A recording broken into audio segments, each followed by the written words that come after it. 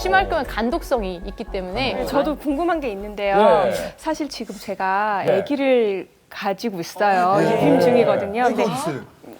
여기요. 아유, 네. 몇 개월이죠 지금? 지금 8개월이요. 아우, 축하드려요. 감사합니다. 그러면서 제가 궁금한 게 있었는데요. 이렇게 임산부들은 빈혈기가 없어도 아기를 위해서 철분제를 먹어야 된다고 그러더라고요. 근데 제가 좀 들어보니까 오렌지 주스랑 먹으면 그게 더 효과가 있다고 그러는데 그게 정말 사실인지. 오렌지 네. 주스를 먹어요? 저또 오렌지 주스가 오렌지 주스 나왔다. 약을 꼭 물이랑 먹어야 되는 겁니까?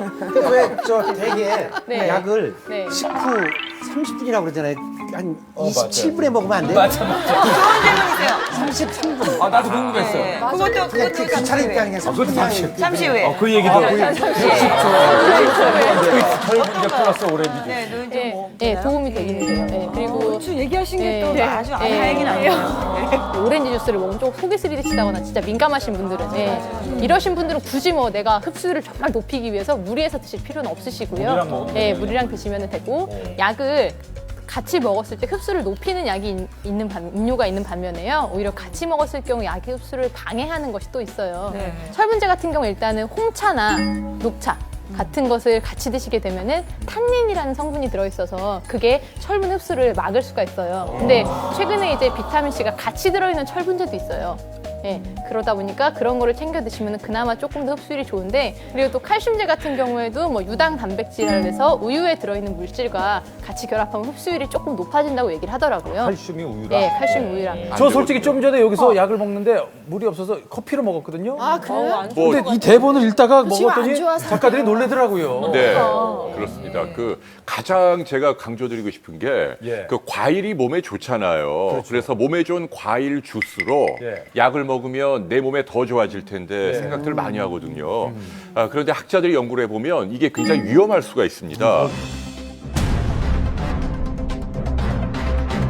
특히 어떤 게 안 좋냐면 자몽 예. 또는 뭐 포도, 뭐 크랜베리 이렇게 색깔이 이렇게 뭐 이렇게 시거나 아니면 검거나 이렇게 뭐 색소가 많은 이런 그 과일 주스 안에 좀 어려운 용어인데요. 나링게린이라는 성분이 들어 있는데 이게 일종의 뭐 식물성 색소예요. 그런데 이게 나리 계란이라고 썼어요. 네. 근데 이제 이게 말이죠. 간에 작용을 해요. 그래서 우리가 약을 먹으면 간에서 이렇게 대사를 해야 하는데 이 과정을 중단시킨다는 얘기죠. 그러니까 결론적으로 이 약을 먹게 되잖아요. 포도 주스나 이런 과일 주스로. 그러면 과량 복용하게 되는 문제가 생기는 거예요. 그러니까 예컨대 내가 하나를 과일 주스로 먹잖아요. 그러면 거의 두 알 먹는 먹는 것 거하고 같아요. 똑같은 일이 생기는 거예요. 좀 예리할 수 있는 질문인데, 그럼 한 알 먹은 게 두 알 먹은 효과라고 그랬잖아요. 그럼 그 약을 꾸준히 장복하려면 아무래도 약값도 많이 드니까 반 알 먹고 80을 마시면 좋은데요? 두 배죠. 그래, 더 얘기하려면 4분의 1 정도 먹고 두 잔을 먹으면 어떻게 대답하실 거예요? 그건 지금 연구할 주제인데 논문감인데요. 근데 사실 잘 아시지만 약의 용량이라는 게 반알이라고 해서 2분의 1로 싸지고 이런 게 아니에요. 가장 흔한 오해가 약을 많이 먹으면 효과도 많아진다. 근데 약은 절대로 1 더하기 1은 2가 아닙니다. 오히려 부작용만 더 많이 나타나요.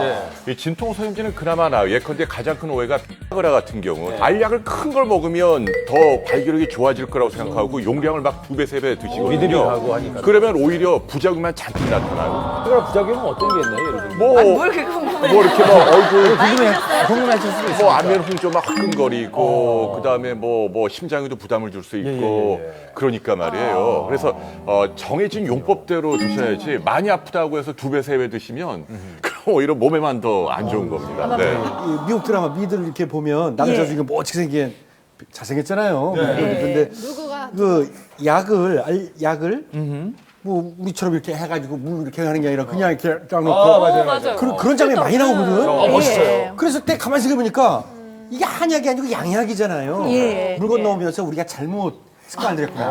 물 없이 우리도 그냥 이렇게 그냥 먹어야 먹어도 되는데 되는구나. 괜히 불필요하게 물이랑 이렇게 먹는 것 같아. 먼저 최양락 씨 질문에 대답을 하자면 예를 들어 내가 그 약을 먹은 다음에 몇 시간을 걸어 다니시는 분이시면 물이 없을 때라도 약을 먹으면 그게 위까지 내려가잖아요. 그런데 만약에 이제 진통소염제다 특별히 식도염을 일으키는 약은요 그렇게 살짝 먹으면은 식도에 걸려 있는 경우가 많아요. 그때 걸리면 정말 이렇게 엑스레이 찍으면 동그랗게